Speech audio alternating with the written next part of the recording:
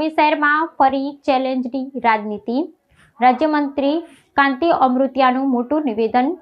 અપક્ષ ઉમેદવારી કરનાર પાલિકાના પૂર્વ પ્રમુખ પર કર્યા પ્રહાર।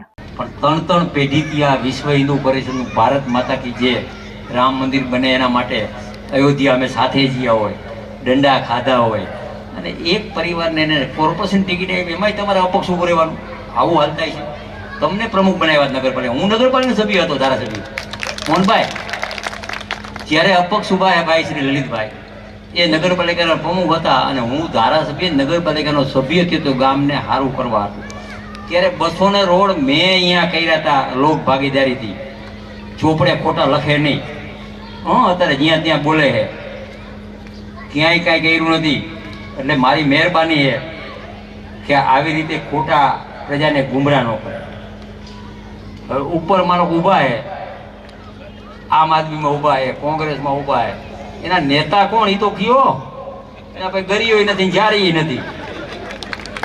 આપણે નાના હતા અહીંયા, નાના છોકરાને ન ખબર એને સમજાવજો કરે છે। એટલે કહેવાનો અર્થ છે કે હું અહીંયા 55 રોડ હાકડો હતો, આગળ 120 મકાન પાડી અને પોળો કર્યો। અને મોહનભાઈ ત્યાં છે ને અહીંયા આગળ બધા બકરી બાંધે ખાટલા હારે, પછી નીકળે ને ગાડીને બકરી ક્યાં ઘટાઈ જાય મરી જાય તો પૈસા લઈને પછી એને ખાઈ જાય। આવું કરતા અહીંયા રોડ ઉપર, એના બદલે ડબલ પટ્ટીનો રોડ કરી દીધો। મેં થોડાક દિવસ પહેલા સ્ટેટમેન્ટ વાંચ્યું હતું। એક આમ આદમી પાર્ટીના નેતા બોલ્યા હતા કે રાજનગર આખું મઢી દઈશ, 20% હું પૈસા ભરી દઈશ। આવી જા પટમાં હું 20 કરોડ મંજૂર કરી દઉં, 20% ભરી દે। આ ચૂંટણી પછી અઠવાડિયામાં કાગળ લઈ આવીશ।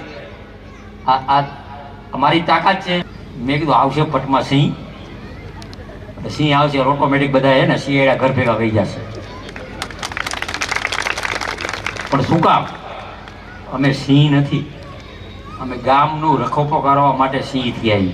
પણ અનામત એટલી, બક્ષી પણ જેટલા, દેવાની ટિકિટ ખાલી આપણા ભાઈઓને 13, એમાં મોહનભાઈ 6 લઈ ગયા। આમાં કરવું શું? મોટા ભાઈ કે મારે બધા જેમ જોઈએ છે એ છે। 4 બીજી નાની નાની જ્ઞાતિને એક એક આપી, મારા ભાઈ વહીથી 4 માં મહેન્દ્રભાઈ આવ્યા, 3 વહીથી। એટલે મારા કાર્યકર્તા ઘણા બધા નારાજ છે, હું માફી માગું કે જો આયા બેઠા છે દાંત કાઢે, કારણ કે ટિકિટ એવી હતી ઘરનાનો સમાવેશ થાય, ભાઈનો સમાવેશ ન થાય। અમને કે મને મારું કરો ને કે મારું તારું સમાવેશ નથી થાય એમ। અચોડી મારા ભાગમાં પટેલની 5 ટિકિટે છે 52 માંથી। એટલે હું બધાની માફી માગું।